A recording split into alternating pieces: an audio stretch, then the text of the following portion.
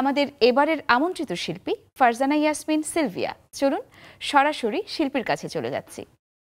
প্রথমে আপনাকে স্বাগত জানাচ্ছি আমাদের স্টুডিওতে। কেমন আছেন? ভালো আছি, তুমি ভালো আছো তো? ভীষণ ভালো আছি, আপনাকে খুব গর্জিয়াস লাগছে। আজ আপনার কাছ থেকে গান তো শুনবো, তবে তার আগে চলুন দর্শকদের উদ্দেশ্যে আপনার সম্পর্কে ছোট করে একটু জানিয়ে দিই। গানের সাথে দীর্ঘদিনের পথ চলা, 2004 সাল থেকে গানকে ভালোবেসে নিজের অর্থায়নে আলোকাক্ষ নামে গানের আসর করেছেন। সঙ্গীত ভুবনকে এগিয়ে নিতে সব শিল্পীদের ঐক্যবদ্ধ হয়ে কাজ করতে হবে।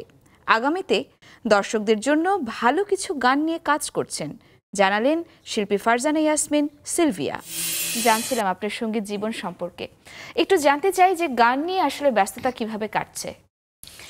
আসলে গানটাকে এতই ভালোবাসি যে কিভাবে গানের মধ্যে থাকতে চাই, থাকতে পারবো, সেইভাবেই আমি 2004 সালে জাদুঘরে একটা আমার আলোকাক্ষ নাম দিয়ে আমার একটা গ্রুপের আত্মপ্রকাশ করি। আসলে তখন থেকে ওটাকে ধরে রেখেছি আমি। প্রত্যেক সপ্তাহে আমার বাড়িতে সাউন্ড সহ, মিউজিশিয়ান সহ একটা শ্রোতার আসর এখন পর্যন্ত করে আসছি, শুধু নিজের জন্যই শুরু করা।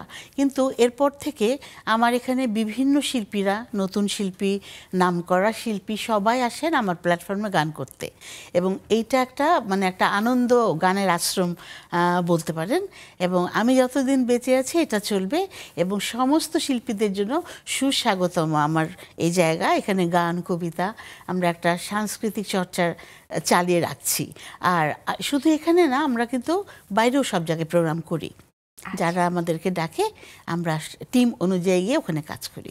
বাট এটাকে আমি জন্ম দিয়েছি শুধু আমার নিজের একদম পকেটের টাকা খরচ করে, শুধু ভালোবাসার জন্য, যে আমি এখানে নিবেদিত হতে চাই, যে আমি চলে গেলেও যেন লোকে জানে যে আমি এতটাই গানকে ভালোবাসতাম। বাহ, আপনার সঙ্গীত জীবনের জন্য অনেক অনেক শুভকামনা। আজ আমরা কোন গানটি শুনছি? আজ আমরা 70 দশকের একজন পপ শিল্পী নাজমা জামান, তখনকার দিনে মনে হয় সে একমাত্র ছিল ওদের এই জিঙ্গা গোষ্ঠী গ্রুপটা। হ্যাঁ, তো ওরা একটা গান আমি গাইছি।